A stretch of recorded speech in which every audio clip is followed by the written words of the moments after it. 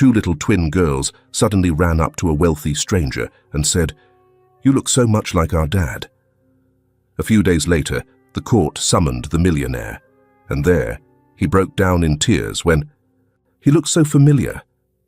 A little girl's voice, soft like the late autumn breeze, echoed at a quiet bus stop on the edge of a mountain town. It was an afternoon with a low sky, a chilly breeze blowing now and then, and the sunlight had taken on a bronze hue over the pothole-ridden road. The bus stop, made of corrugated metal, had kids' handprints and scribbled heart shapes on its rusted wall. The long aluminum bench was dented, its paint peeling. The air still carried faint hints of exhaust fumes, hot plastic, and fried pastries from the street corner. Two twin girls sat close together at the far end of the shelter, hair messy, clothes thin and dusty, hands tucked into their jacket pockets, knees drawn to their chests.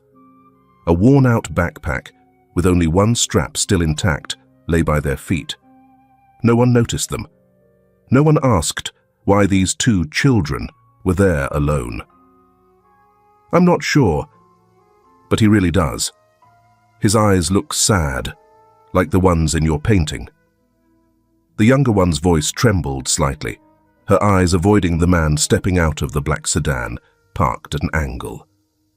"Shh, don't let him see you staring," the older girl whispered, her hand still clenched around something inside her jacket pocket. The man, Nathan Grayson, didn't hear that.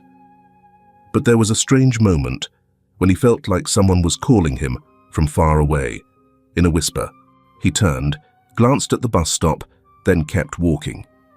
"Mr. Nathan, are you headed to the meeting?" The voice of Ed, his longtime driver, came from behind the wheel. "No," Nathan replied, glancing briefly at the watch on his wrist, his voice as even as a keystroke. "I just need a moment of quiet. Just going for a walk." He walked slowly along the sidewalk, his polished shoes landing softly. His dark suit was perfectly tailored, just like it had been for the past 30 years without change. People often said Nathan lived by the clock like a Swiss watch, always polite, discreet, never in a rush, yet never stopping. At the company, his assistants would whisper things like, "He's like the top floor of the building, cold, elegant, but unreachable." I once saw him sit alone in the conference room for 2 hours, didn't call anyone, didn't say a word. Nathan never heard those comments, and if he had, he probably wouldn't have responded. A man like him, who'd learned how to survive in silence, would treat gossip like wind passing through glass. Passing by the bus stop was just a coincidence, but Amara's hand tightened. She pulled a photo from her pocket, stood up straight, though her legs were still trembling.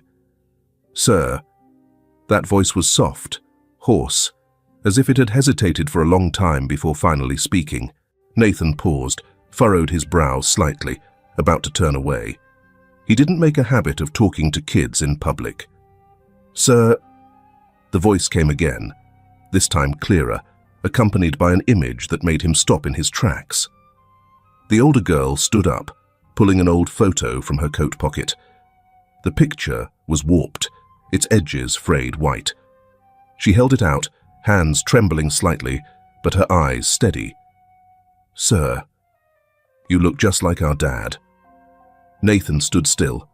No reaction, only his eyes moved. From the girl to her younger sister looking down, then to the photo. A black and white picture. In it was a young man in a white shirt, hair slightly tousled, his arm resting lightly on the shoulder of a woman with gently curled hair. Her eyes staring into the lens, not smiling, but with a warm gaze. That photo. There was no mistaking it. It was him, nearly 10 years ago. And that woman. "That's our mum," the girl said, pointing at the woman in the photo. Nathan took his hand out of his pocket and slowly reached for the picture.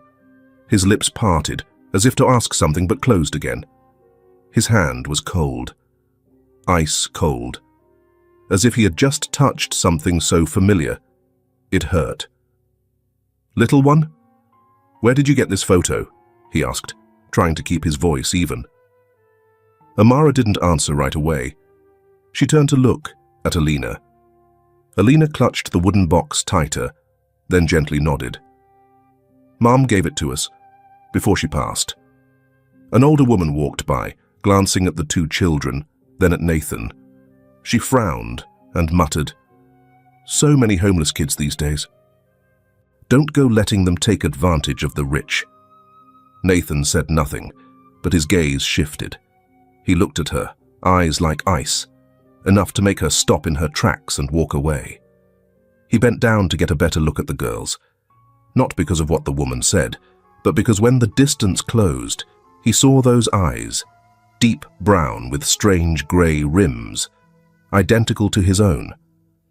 No DNA test needed, no medical records, just that gaze and the way the younger one tilted her head down to avoid a stranger's eyes, just like Clarisse, when she didn't want to argue but still refused to give in. "What are your names?" he asked, this time his voice rougher and lower. "I'm Amara. And this is my little sister, Alina.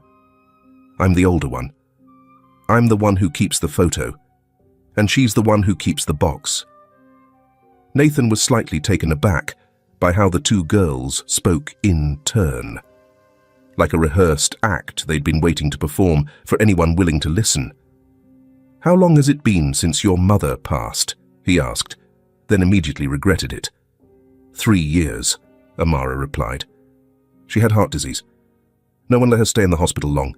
She said, if anything happened, we should go find our father."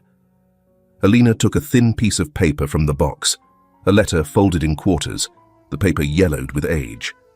She didn't open it, just held it tightly. "I've kept this, but I never dared to read it." Nathan bent down.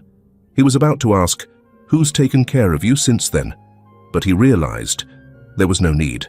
Their clothes, their shoes, the dry skin on their hands, all of it had already answered him. A breeze passed by. Nathan looked down at the photo in his hand. A couple looking straight into the camera, an old picture faded in black and white. It was hard to make out the faces, but he recognized the way she leaned her head on his shoulder, the way her hand rested gently on his back. He remembered it. That wasn't coincidence. That was a fragment of a life he had tried to forget, now surfacing clearly, vividly, without a hint of blurriness. He was silent for a long time. Then he handed the photo back to Amara, his fingers squeezing lightly as they touched her small hand. "Are you sure?" he asked, though he wasn't sure what he meant. "About their mother, the photo, the name Clarisse, which once sounded like a curse." "Yes," Amara said, not blinking. "Are you our father?" Alina said nothing. She just tilted her head up to look at him, then set the wooden box on her lap, like a small gift waiting to be opened. For the first time in over a decade, Nathan found he had no immediate answer, only a vague feeling, as if someone was gently knocking from inside his chest, steadily, patiently, and refusing to be ignored. Clarisse. Was it really her? Clarisse, who once carried the child he thought was gone. And now, maybe 2. He handed the photo back to the girls, and the world seemed to stop. Late afternoon in the suburbs, a soft breeze drifted through the sparse maple trees. The ground was damp and scattered with fallen leaves, layered like forgotten pages of a book. A grey cat walked quietly across the church roof, tail lowered, pausing to listen to the distant chime of bells. The sound came from the convent school, where every evening Sister Teresa prayed alone before cooking dinner for the children no one came to pick up. "Where are you staying?" Nathan asked, as the two girls turned to go, still gripping the old photo he had just returned. Amara looked back, her eyes still direct. "With Sister Teresa." "The church near the abandoned factory." "Is anyone taking care of you?" "We take care of each other." Alina didn't say a word. She just lowered her head, clutching the strap of her backpack as if letting go would dissolve all her memories into the wind. After a few steps, Amara turned back and pressed the old photo into Nathan's hand. Our mother gave each of us a copy of this photo. I'm giving you one. If you're our father, please keep it. But if you're not, return it to me at the church. With that, she took her sister's hand and walked on. Nathan watched the two small figures moving along the sidewalk, streetlights casting long shadows on the ground, dragging along a childhood that had no chance to grow. That warehouse had once been the place Clarisse brought the girls to shelter from the rain for the first time after being thrown out by a landlord in the middle of the night for not being able to pay enough and having a small child. Amara remembered that night well, her mother carrying Alina on her back, walking 3 blocks in the cold rain, shoes soaked, hair stuck to her forehead. Every time her mother coughed, Amara squeezed her hand tighter. Amara was only 5.5 then, but she still remembered her mother kneeling on the warehouse floor, laying down a thin coat and saying, "Just sleep for a little while. Tomorrow Mummy will figure something out." Alina didn't remember much, just a scent, cheap soap mixed with mildew, and her mother's voice in the night. "Your father once held me in a heavy rain. His hands didn't say much, but they were warm. That's what I remember most." Their first breakfast in the warehouse was a dry loaf of bread. Clarisse cut it into 3 parts. Hers, always the smallest, and always the crust. "I already ate," she said, but Amara saw her swallow hard. One morning, a few months after their mother passed away, the 2 girls no longer had enough money to stay at the boarding house. Amara decided to look for food in the garbage dump behind the market. She pulled Alina along, even though she knew it wasn't right. "We're not taking anyone's stuff," she said, "just picking up what people threw away." Half a loaf of bread was still in its plastic bag, probably tossed out because it had expired just 1 day ago. Alina picked it up, not yet unwrapping it, when a fish vendor noticed them. "Hey, don't touch other people's trash," the woman shouted. "Girls like your mother used to fake being nice just to beg." Alina froze. Amara stepped in front of her sister, her eyes wide, but her voice softer than usual. "I'm sorry. We'll leave." Behind them, the cursing went on, but the 2 girls didn't look back. At that moment, it started raining again. The first time they met Sister Teresa, the sisters were curled up in the corner of the church courtyard, their hands soaking wet, hair clinging to their faces. Sister didn't ask much. She just handed each of them a dry towel and a wooden stool, then began cutting their hair with a kitchen scissor. No complaints, no gestures of pity. She worked as if it was routine, as if she had been cutting hair for kids like them a few times every month. "What's your name?" "Amara." "And your sister?" "Alina." "All right, sit still." After finishing their haircuts, Sister Teresa took out a slip of paper and wrote down their names with an old fountain pen. On it, besides their names, were only 2 lines. No legal guardian, no identification documents. "Do you think Dad really exists?" Alina asked once, when the 2 were lying close together in the corner of the old crucifix storage room, where Sister Teresa allowed them to sleep overnight. Amara didn't reply right away. She turned and wrapped her arms around her sister. "Mum didn't lie." "Then why hasn't he come looking for us?" "Maybe someone hid our picture from him." Alina nodded slightly, then drifted off in silence, her face a little lighter, as if someone had just wiped away a sadness. On some afternoons, after Sister Teresa taught the children at church how to read the Bible, she would take them out to the backyard to pick fallen apples. Each apple was placed in a separate basket. When someone brought bread for charity, Sister would slice it thin, leaving the thickest part for the 2 sisters. "Eat up. It's colder than usual these days." Amara nodded, smiling faintly. But a moment later, she secretly wrapped her piece of bread and slipped it into her backpack. Alina saw it, but said nothing. The two children had learned to share without words. Once, during a class, Sister Teresa asked the children to draw the person they loved most. Alina didn't draw their mother. She drew a man, tall, wearing a long coat, his face unclear, but with sad eyes. "Who is this?" Sister asked. "My father." "Have you ever met him?" "Number E. But Mum told me a lot." "What do you remember the most?" Mum said Dad's voice was deep. He didn't talk much. But when Mum was in pain, all he had to do was hold her, and it would stop hurting. Sister Teresa looked at the drawing, then folded it carefully. "Then keep it. Who knows? One day, your father might see himself in your drawing." And that afternoon, when the bus stop had nothing left but wind and crumpled paper, when Mr. Nathan Grayson stepped up just to wait for a ride, none of the three of them knew that a circle was about to close. Because in every pencil stroke, every hidden piece of bread, every midnight whisper, those children carried the memory of a woman no one remembered. And that memory didn't die. It just hadn't been seen yet.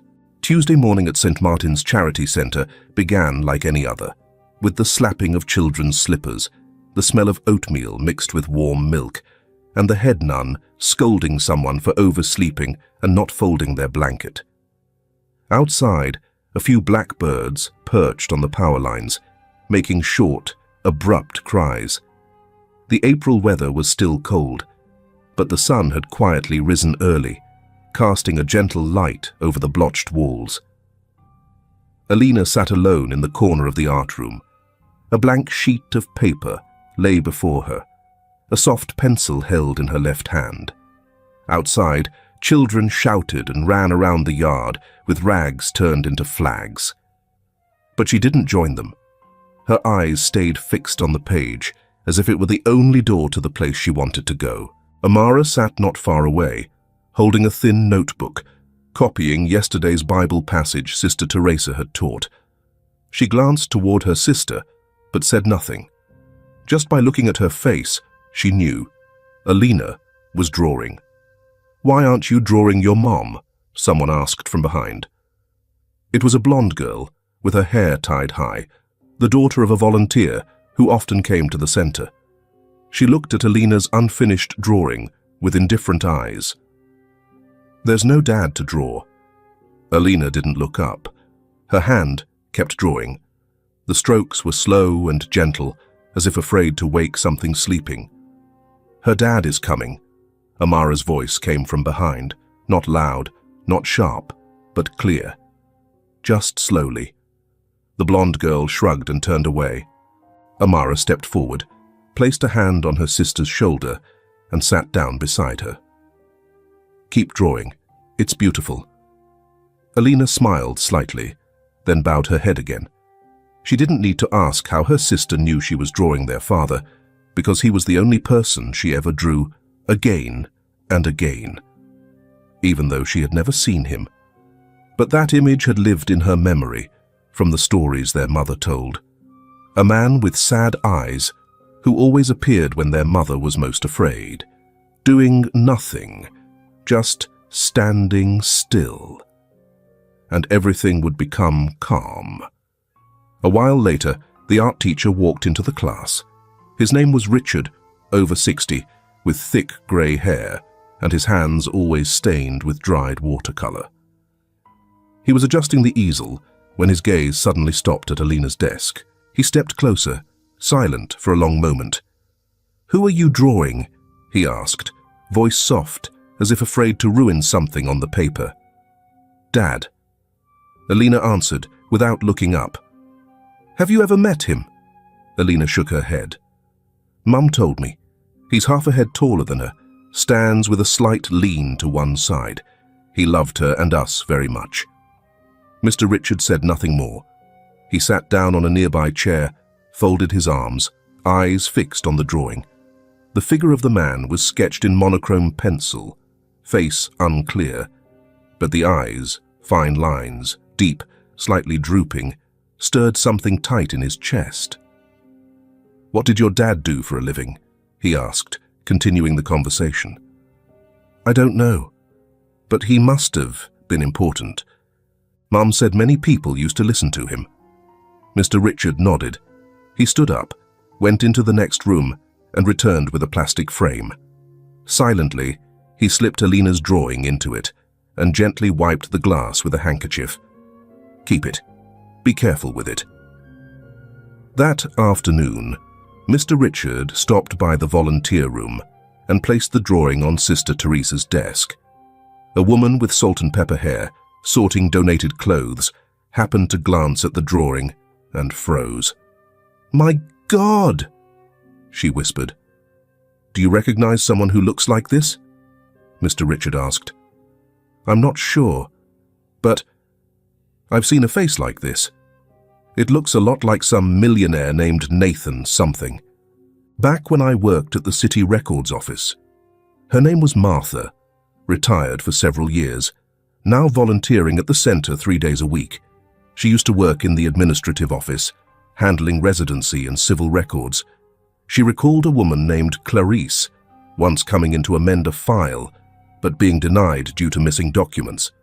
She talked about a child no one would acknowledge. I think I should call someone." The next morning, a silver pickup truck stopped in front of St. Maria Church. The elderly driver, Ed, wore a faded khaki jacket and a baseball cap.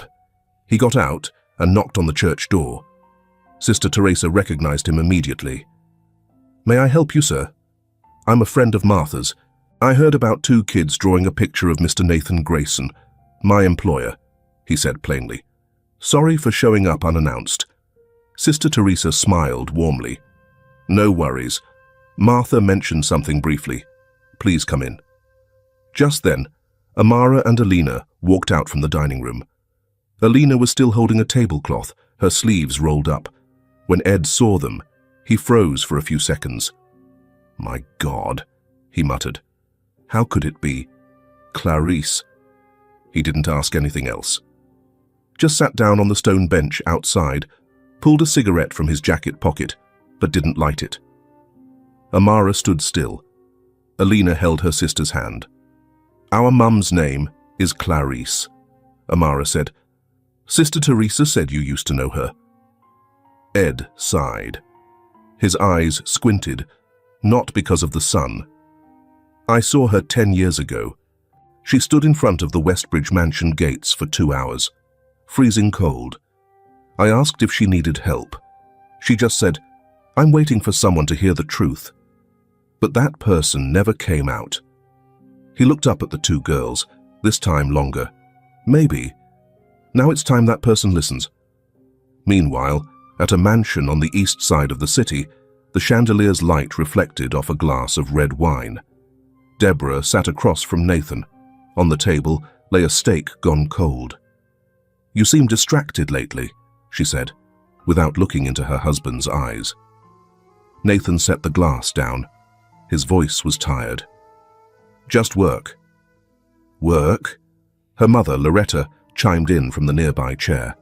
"Work shouldn't make a man come home late 3 days in a row, especially when the press is watching your charity fund." "What are you trying to say?" Nathan asked. "I'm just reminding you that a reputation isn't built in a day, but it can be lost in a single rumor." Nathan didn't respond. He stood up and walked to the balcony.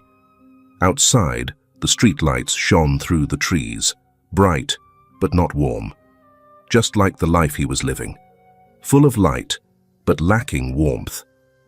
Alina's painting wasn't here, but the face of the man with sad eyes kept appearing every time he closed his eyes. That afternoon, Ed stopped his truck in front of the Grayson mansion. The old pickup looked entirely out of place against the lavish backdrop behind the ornate black and gold gate. He rang the bell, still holding his sun hat, eyes staring through the frosted glass. His heart beat strangely fast, the feeling of someone bringing back a piece of the past. The door opened, Deborah came out first. "Mr. Ed, I don't think it's exactly polite to come looking for Nathan after hours," she said, her voice cold, like the silver chime hanging from the porch. Ringing, but with no echo. "I need to see Mr. Nathan," Ed replied briefly. No smile, no deference. "It's personal." Deborah crossed her arms, eyes narrowing. "Haven't thought about retirement yet, Mr. Ed?" "I don't work for you," he said, eyes never leaving the hall. "I work for the man living here, and I need to speak to him." Without waiting for an invitation, Nathan stepped out, still holding an untouched cup of tea. He saw Ed, paused for a moment, then nodded. "Come in." Deborah moved aside, her eyes still fixed on Ed like he carried some kind of threat. In the downstairs study, a dim desk lamp cast light onto the old oak table. Ed sat across from Nathan. He placed a thin envelope on the table. Inside was Alina's drawing. "This one was drawn by a child at St. Maria's Church," he said evenly. "Her name is Alina. Her sister is Amara. They resemble Clarice so much, I couldn't ignore it. I hope you'll find a way to regain your happiness." Nathan looked at the drawing, his heart skipping a beat. The eyes in the drawing, more like Clarice's than any memory that remained. "You met them too?" "You think what I think?" Nathan asked softly. "Yes. I saw Clarice for the last time about 10 years ago. She stood outside this very gate, waiting for you," Ed said slowly but firmly. "No one came out. She just said, 'I brought the truth,' but no one wanted it. And now there are those two girls. You have to trust your instincts. Deborah stood outside the door, arriving just in time to hear that last part. She pushed the door open, cutting in. "I don't know what this is about, but this is a private home. Nathan doesn't need to be bothered with fantasies from the past." Nathan raised his hand, eyes still on the drawing. "It's okay. Let me listen. You're letting strangers plant ideas in your head again. Have you forgotten who stood by you these past 10 years? Deborah said sharply, pointing at Ed. Ed said nothing. He simply stood, nodded to Nathan. "I've seen those children. They're not rumors. They live like the world has forgotten them. If you do nothing, don't blame yourself later." After Ed left, Nathan stayed behind, alone. He opened the drawer and took out the old photo Amara had given him, for the first time since that meeting. His eyes stopped at the yellowed edge, the film flaking. The woman's face had faded, but her eyes were still there, the eyes of someone waiting to be heard. Without telling anyone, Nathan drove to Marcus's shop, an old friend who used to be a war photographer. His shop was at the end of the old town, where everything carried the scent of the past. Marcus greeted him with a surprised look. "It's been a while. I need your help with something." Nathan handed over the photo. "Restore it, if there's anything left to restore." Marcus didn't ask much. He powered up his equipment and began scanning the photo under a microscope. His hands gently traced each edge of the paper, removed the old frame, brushed away decades of fine dust with a soft brush. This one was kept carefully, but the person who kept it was hurting when they looked at it, Marcus said, not looking up, because the most worn-out part is where the eyes of this woman are. He uploaded the image to the computer, adjusting each layer. Each layer peeled away like a strip of time, until Clarice's face emerged clearly, her eyes seeming to hold water. Marcus sat silently for a while, then exhaled softly. "Do you know, this woman is looking at you like she has something she never got to say." Nathan lowered his head. In the screen's light, his face bore the marks of things never understood or never dared to be admitted. A faded memory surfaced. Clarice sitting behind him after a draining board meeting. She didn't ask, didn't speak, just stroked his hair, fingers running through the sweat-damp strands. that slow rhythm, not out of pity, not out of comfort, but as a way to leave a trace of affection when words had become powerless. When the photo restoration was finished, Marcus turned the screen toward Nathan. This is the highest level of detail I could achieve, probably close to the original. Nathan looked, silent. After a while, he asked, "If those 2 children were mine, how many years have I lost them?" No one answered. In the small room, only the soft click of the camera and the dim light from the screen remained, casting light onto Clarice's face and onto his hand, where the photo was whole, but the heart had started to crack again. That night, Deborah stepped into the study and saw the old photo on the desk, the window wide open despite the cold. Nathan said nothing, just slowly closed the black leather notebook on the table. Inside was Clarice's letter that had never been read, now folded, but every word still intact, as clear as if it had been written that very morning. It was the first time Deborah saw Nathan's eyes red, but not from anger, because of something she couldn't control, and that made her feel cold. It was late. The main hall lights of St. Maria Church had gone out. Only a glow spilled from Sister Teresa's room, where a small desk lamp lit smudged lines of purple ink. On the table lay Clarice's handwritten letter, the paper yellowed and deep-toned, neatly folded as if someone had read it again and again. The 2 children were asleep. Sister Teresa sat alone, her hand gently resting on the edge of the letter, her voice steady, almost a whisper to the darkness. "If one day you're reading this letter, it means I'm no longer with you. But I never left you in my heart.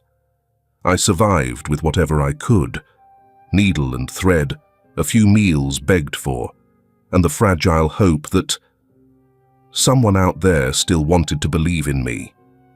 She paused, her gaze touching the worn blanket covering the 2 sleeping girls. Alina breathed steadily, lips pressed tight, as if dreaming of something she had to hold on to. Amara rested an arm across her sister's forehead, like a subconscious habit. The wind stirred lightly at the window, rustling the letter's end. People don't die from suffering. They die from being forgotten. Nathan parked in front of an old motel block in the southern suburbs, where Clarice had lived after vanishing from his life. On the iron door was a faint print. Room 3C, warning, leaky ceiling. He knocked on the door next door, where the lights were still on. 2 elderly women opened the door, old neighbors. Neither of them smiled. "Strange, nobody's asked about her in 10 years. Now someone's looking," one said. "I'm trying to find out about someone named Clarice, who used to live here." The other woman laughed harshly. She thought having a millionaire's baby would change her life. In the end, dragged 2 kids along, sewing clothes all day, coughing until she lost her voice and still couldn't afford medicine. "Did anyone help?" Nathan asked quietly. "Help? Around here?" The other woman snorted. "Back then, when it rained, she sat in the yard, mending clothes late into the night. My boy ran out asking for candy, and she gave him her own piece of cake. People like you probably never lived like that." At the church, the rain had just stopped, water still puddled in the yard. Leo, a younger boy with curly hair, new to the center for about a week, was fumbling with his sweater buttons. Alina sat beside him, gently said, "Left button first, thread from underneath." "I tried, it keeps slipping." Amara walked over and squatted down. "Here, I'll hold it for you." Leo bit his lip, lowered his head. "My mom used to do it, but she died." No one said anything. Then Alina reached out her hand. "Come to our room tomorrow. I'll lend you colored pencils to draw a house. I've never had a real house, so I just draw them." Leo smiled, a small smile, like he was afraid it might disappear. The 3 sat close together under the eaves.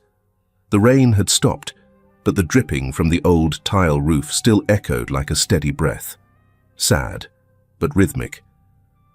My parents left when I was born. I lived with my grandma, but she passed away too, and they brought me here. They said I'd have a new family. Leo spoke softly, breaking the silence. Alina looked down at the boy. I never had a complete family either, but I believe we all deserve good things. If you are listening to this story alone, comment bread. And if you are listening to it with someone, write potato. The next afternoon, a black car stopped in front of the church. Nathan stepped out, holding a restored photograph. Sister Teresa opened the door, unsurprised. She simply nodded and said softly, "They're in the backyard." Nathan walked slowly.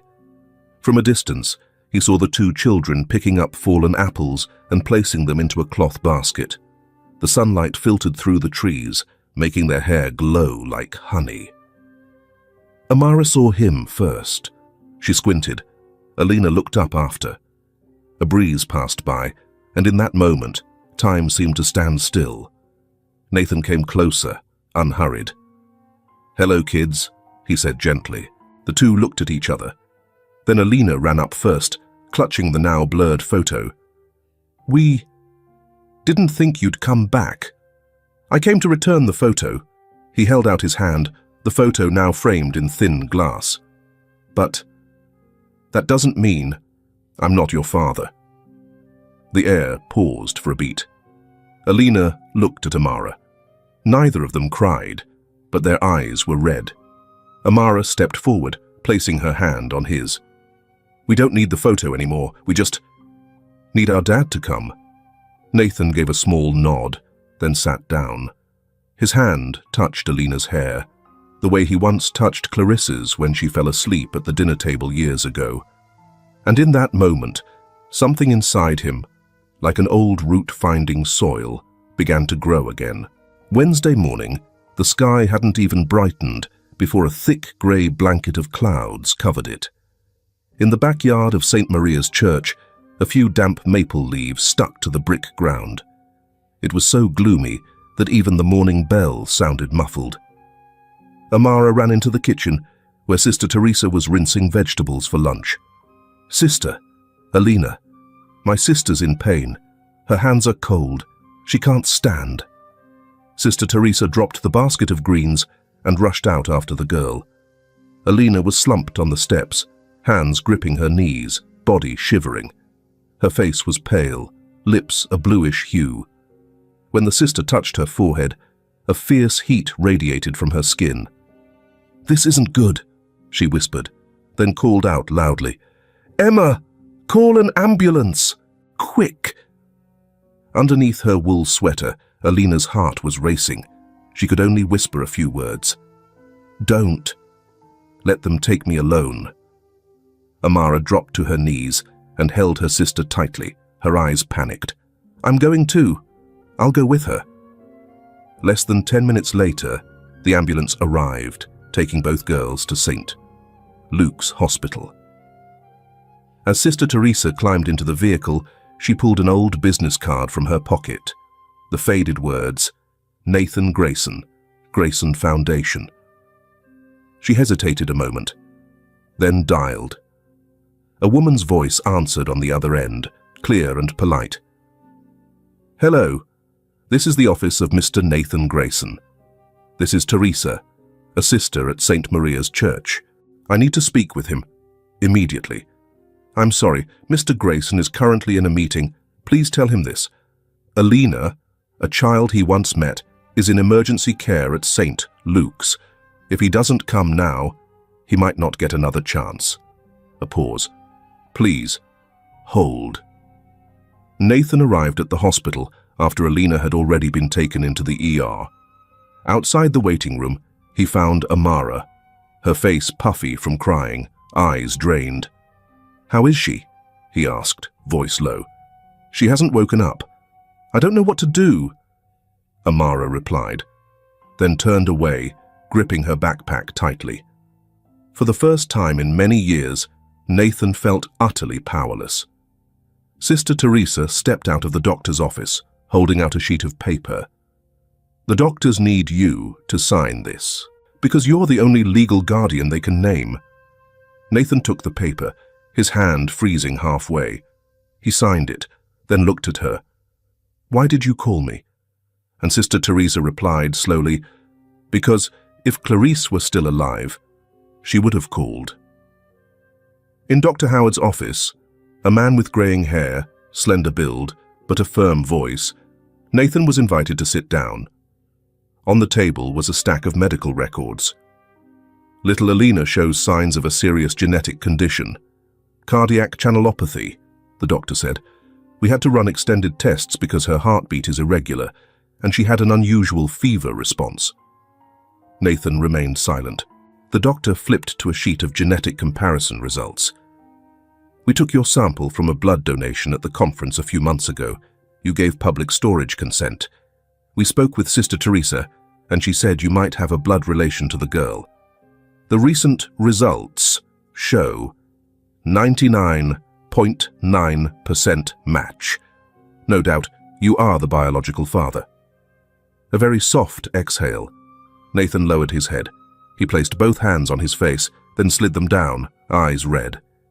"If she's my daughter, is it still in time?" The doctor didn't answer right away. Then he spoke gently. "You came. That means it's in time." That afternoon the sky was dim and cool.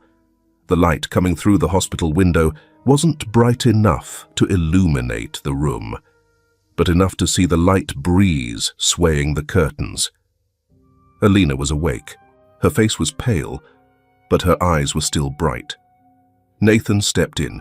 He stopped at the foot of the bed, not daring to come closer. "How are you feeling?" he asked. "I'm still alive, right?" Alina replied softly. "You're stronger than I thought." Nathan sat on the edge of the bed. The girl turned, trying to hold his hand. "I think I look like my mom." "You do," he said. "You have her eyes and a heart like mine." In the hallway outside, Sister Teresa stood leaning against the doorframe, eyes quietly watching. An elderly nurse came from the storage room. "That girl," she said, "is the daughter of the patient who once stayed in room 12, isn't she?" "Clarice," Teresa nodded. "She also carried the gene for that disease. It's so rare." Everyone remembered. "She was the only one who ever asked me, 'Do you think a mother can be right, even when she has nothing to prove it?'" the nurse said, eyes slightly wet. Late at night, the lights along Westbridge Avenue quietly lit the yellowing trees.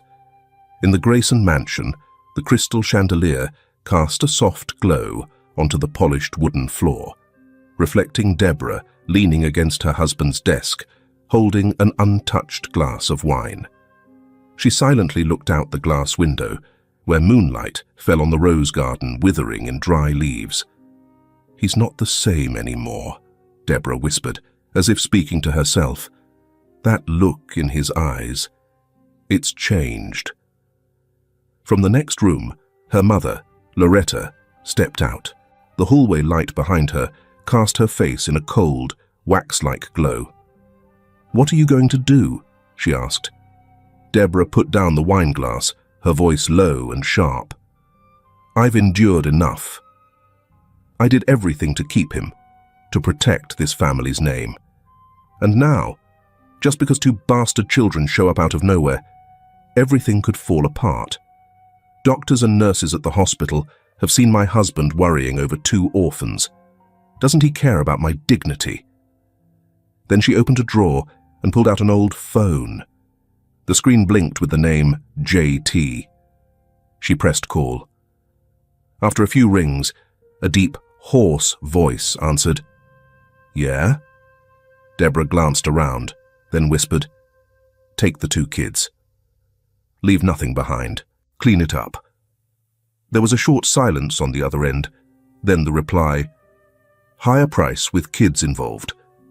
Whatever it costs, just don't let Nathan find out." Loretta stepped forward, placing a hand on her daughter's shoulder. Good. That's the Deborah I raised. At the gate outside the mansion, Mr. Ed was quietly approaching with a folder in hand. He intended to give it to Nathan, documents he had investigated himself about old birth records at the hospital. But as he got closer, he froze. Deborah's voice, though quiet, rang clearly in the silent night. Take the 2 kids. Leave nothing behind. Mr. Ed's heart twinged in a strange way. He held his breath, stepped back behind a bush, and waited until the call ended before hurrying back to his car. He didn't get to hand over the documents to Nathan, but he stepped on the gas, driving by instinct, the instinct of a man who had seen battlefields and glimpsed the darkness in human nature. He knew he had to help Nathan, but without alerting the enemy. He knew how to get the children to safety. 3 o'clock the next afternoon. St. Luke's Hospital, 3rd floor, Pediatrics Department. Amara and Alina sat on the row of blue plastic chairs, holding hands, eyes staring out the window. Alina was still weak, an IV needle taped to her hand, but her eyes had more life than the day before. A man in a black suit, holding a file folder, approached them. He looked neat and proper, wearing a social worker badge. "Amara? Alina?" His voice was gentle. "I'm Mr. Patrick, sent by Mr. Nathan to handle the official adoption paperwork. You'll need to come with me to the district office. It won't take long." The 2 girls looked at each other. Amara hesitated, but when she heard Nathan's name, she nodded. "Do we need to bring anything?" Alina asked. "Just you 2. Everything necessary is at the district office." The man smiled. Not a deep smile, but just enough to be believable. When they reached the parking lot, Alina hesitated at the sight of a black unmarked car. The door opened, and inside was another person, tall, wearing a baseball cap and a black face mask covering his entire face. He said nothing. "Can I sit in the back?" Amara asked. "Get in, quickly. We don't want to miss the schedule." The man's tone suddenly shifted, dry and sharp. The 2 girls climbed in, and the door shut immediately. But just seconds later, Alina collapsed. She clutched her mouth, eyes rolling back. "Amara, there's a smell. Something chemical." Amara screamed, struggling. She used both hands to pound on the window, kicking the back of the front seat. "Let my sister go. Help! Someone help!" The engine roared, but just then, an old silver pickup sped in from behind, overtaking and slamming to a stop in front of the kidnapper's car. The door burst open. Mr. Ed jumped out, running and shouting, "Kidnapping! They're kidnapping children! Call hospital security! Call the police!" A group of patients and nurses nearby turned around, some shouting.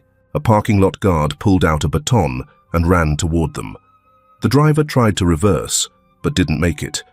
Ed reached the car and smashed the window with a crowbar he'd brought. "Open the door, you bastard!" Inside, the masked man pulled Alina back, trying to escape through the rear door. But Amara clung to her sister tightly, refusing to let go. "No, you're bad people. We're not going anywhere." Just then, Nathan appeared from the ground floor elevator. He had just been told something had gone wrong. When he saw the car, he ran without thinking. "Amara! Alina!" The girls looked up, their faces soaked with tears, but their eyes widened at the sound of his voice. "Dad!" Amara screamed. Nathan reached them just as the guard yanked open the rear door. The masked man was restrained. The man in the black suit tried to flee, but was tackled to the ground by Ed. Amara held onto Alina, trembling and crying. Nathan knelt, wrapping both girls in his arms. "It's okay now. You're safe. I'm here." Alina whispered, lips trembling. "I thought I'd lost my dad again." Nathan pressed his cheek to her hair, saying nothing. He knew, if he had arrived just minutes later, he might never have heard that word, Dad, again. That same evening, Ed sat in the study with Nathan. On the table, a cold cup of coffee and a file of his notes on the stranger. "You heard the call?" Nathan asked. "Just enough," Ed replied.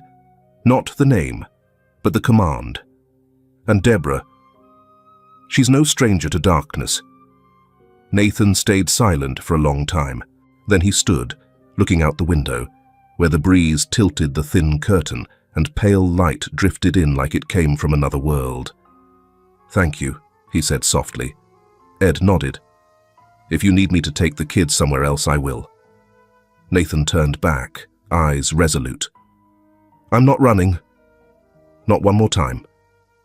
In the private room, Deborah sat in front of the mirror, wiping off layers of makeup. Her hands trembled slightly. Loretta stepped in. "It's ruined." Deborah nodded. "Then we move on to step 2, she said, her voice like ice cracking off a glacier. And in a corner of the city, in a small house, 2 children slept soundly for the first time after being ripped from the hands of a kidnapper. Outside, the rain had stopped, but the cracks in trust remained. Late in the afternoon, a cold rain poured over the city as if someone were washing away an old chapter. Nathan sat in his study, a cup of tea cooling between his hands. Files opened in front of him, but his mind no longer able to read the words. Outside the window, the rose trellis Clarice had once planted now stood bare with dried branches. The doorbell rang, slowly, as if hesitant. Nathan got up to answer. In front of him stood an elderly woman, a faded wool scarf over her shoulders, clutching a thick envelope. "I'm sorry. My name is Iris. I used to be a nurse, the one who helped deliver Clarice's baby back then."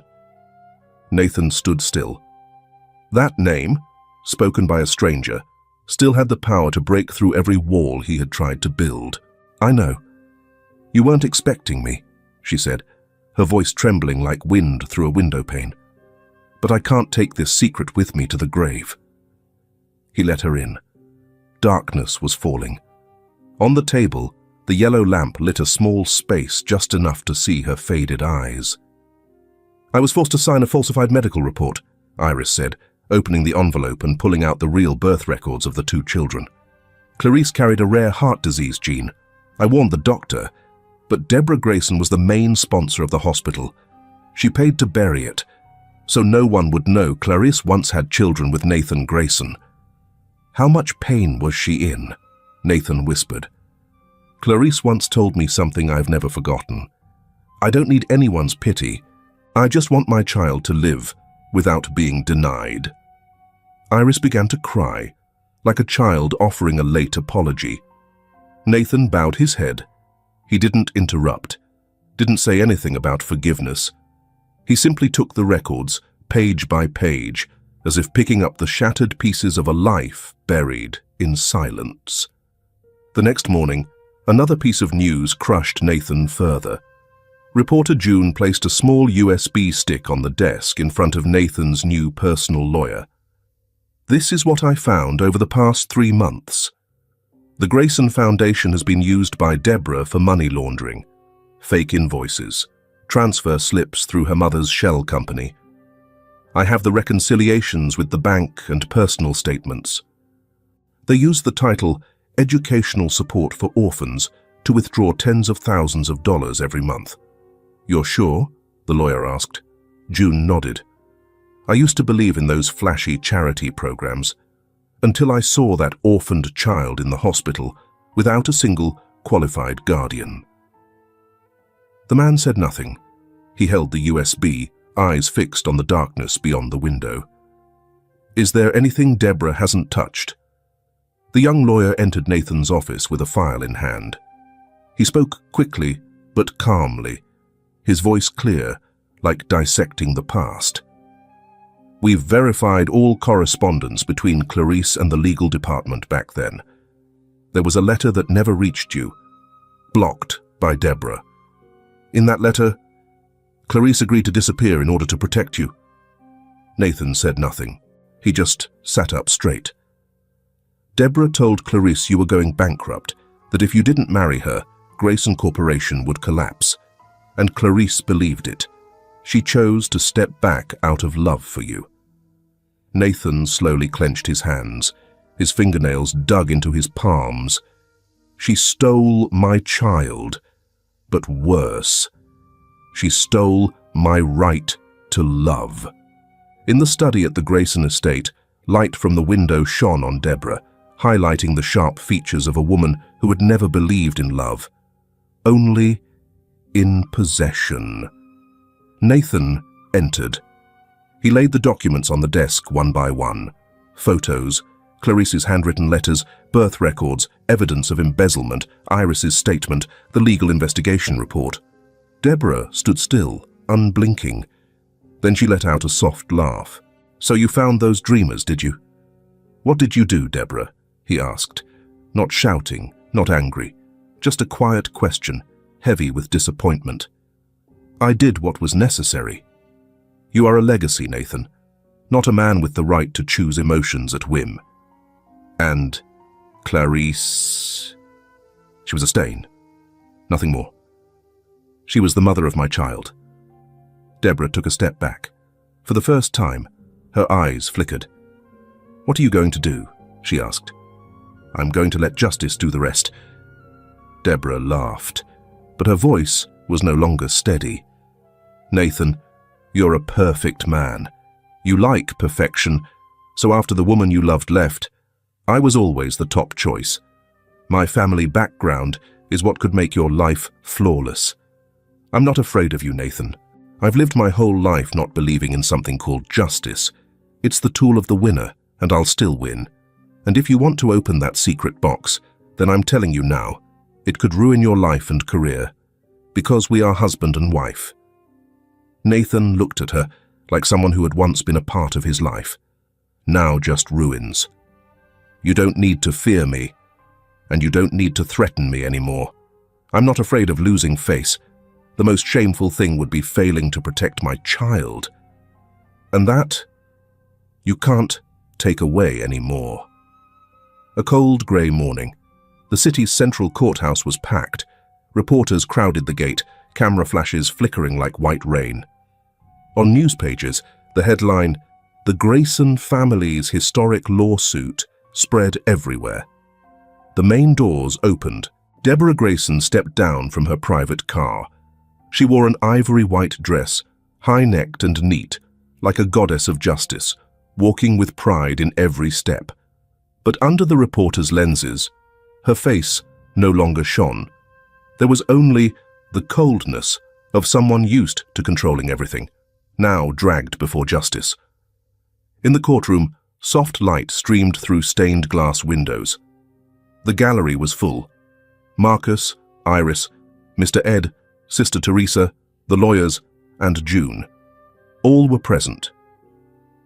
In a corner to the right, Nathan sat silently, hands tightly clasped. On the table in front of him was a pencil drawing, the lines still slightly shaky, but clear, the face of a man with deep eyes, a slightly tilted posture, and a small child asleep on his shoulder. A clerk called the first witness, Amara. The girl stood up. Dark dress, neatly tied hair, hands gently clasped, but eyes unflinching.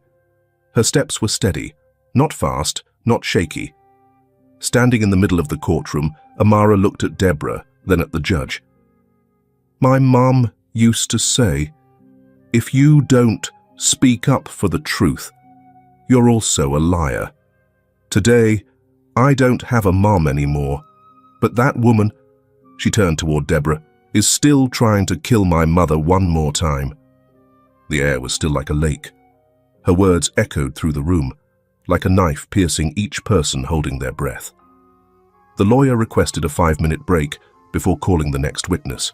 In that time, Nathan quietly stepped toward Alina, the little girl sitting beside Sister Teresa, thin and delicate, like a young branch recovering after a storm. "Are you sure?" he asked softly. Alina nodded. "I brought the drawing. It's my mum's voice." When Alina stepped up to the stand, the entire room seemed to hold its breath.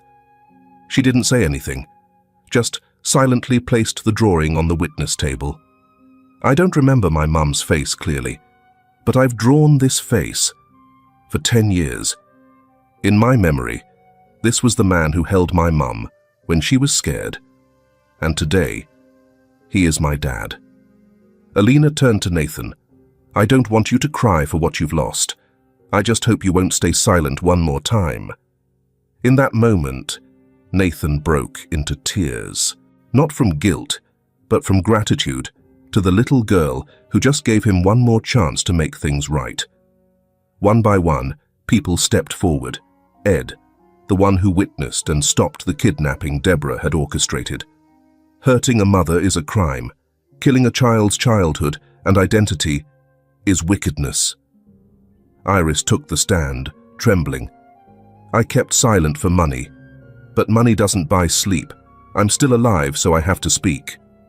Reverend Paul, who had once held Clarice's funeral, brought a small piece of paper containing her final words before she passed. Don't tell him. Let him live well. I just beg you. Let my children breathe under their real names.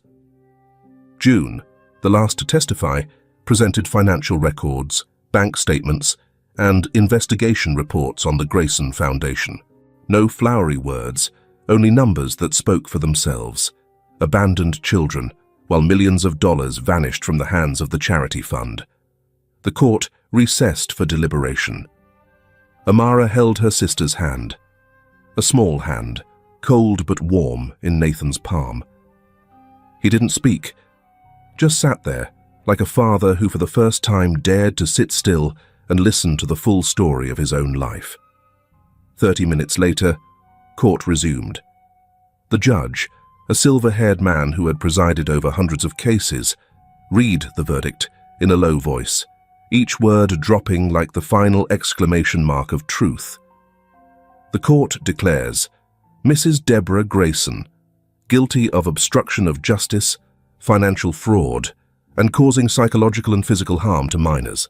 Simultaneously, the court confirms the official custody of Mr. Nathan Grayson over the two minors, Amara and Alina Clarice Grayson.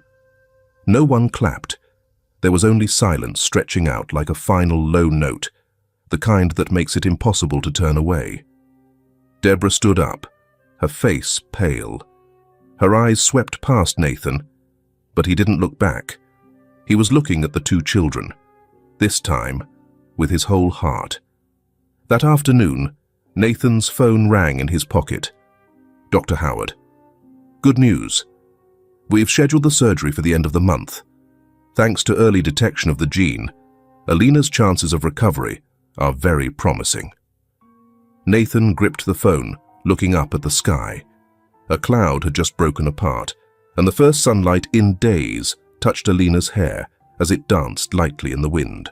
He turned to Amara. Tomorrow, we'll start over. Every breakfast, every bedtime, every hug, I owe you both.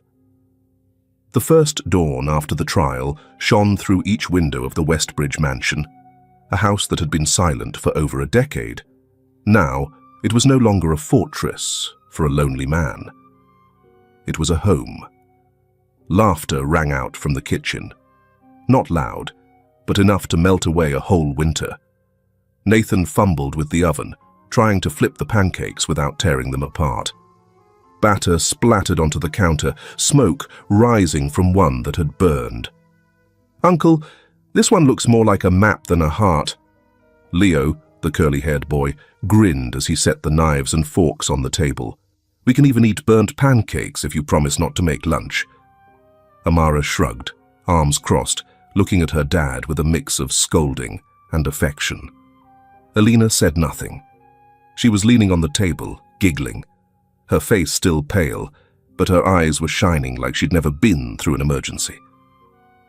When Mum cooked for us, she used to burn the first one too, Alina said, her voice barely a breath. Nathan turned around. He placed the last plate of pancakes on the table, then sat down, slipping an arm around the shoulders of the two girls.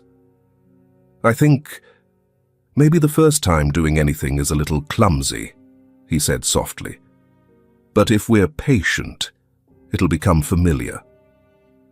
They ate in the gentle morning light. On the table, a vase of white flowers, Clarisse's favorite, sat among the glasses of milk and misshapen pancakes. Not perfect, but enough. That afternoon, they went together to the small cemetery where Clarisse rested. No one spoke on the way, only the sound of the wind and the steady turn of the wheels. A simple white grave, no tall stone, no iron fence, just a slab engraved with the words, Clarisse M. A mother who was never silent. Nathan knelt down. He laid a bunch of white flowers on the grave. Wild daisies, the kind Clarisse used to pick by the roadside when she was young. No candles, no poems. Only the quiet gaze of a man trying to say what he had held in too long.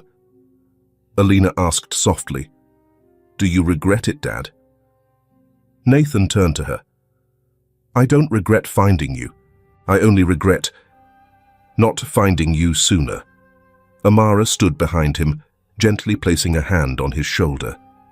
"If Mum could hear, she'd forgive you." Nathan looked at the grave, then up at the sky. The sunset stretched across the trees like a thin blanket. "I don't know if she'll forgive me, but I promise I'll live in a way that makes it worth forgiving." Back home, the warm lights were already on. A jumble of small shoes scattered by the door. Old and new, none of them lined up. In the living room, Clarisse's portrait hung on the wall, catching the last of the evening light. The child in the painting, with eyes like Alina's, seemed to be smiling. Nathan took off his coat and hung it on the rack. He could hear Leo reciting a poem off-beat, Amara correcting him, and Alina trying out colors on a new drawing, the sound of a cup breaking. Then laughter. He didn't go into the kitchen, just stood there, the door ajar, the wind blowing in, but no one felt cold anymore. Because for the first time the house truly had voices, voices of life, of love, of people calling each other by name, without fear, without hiding. And that's what remained. Not the pain, not the loss, but the family. Imperfect, yet finally whole. In a world where truth is sometimes hidden under the guise of power and love is traded for fame, this story is just a small reminder that sometimes the right thing does not come from harsh judgments, but from the journey of forgiveness and daring to start over. We cannot choose where we are born, but we can choose how to live, choose how to love.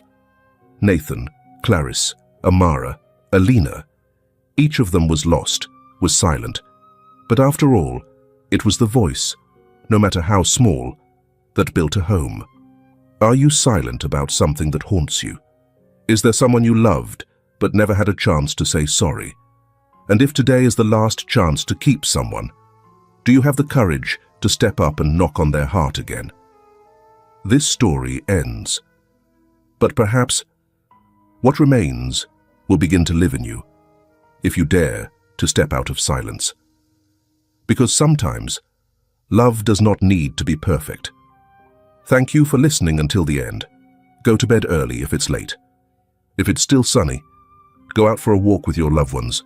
Summer is coming. See you in the next story.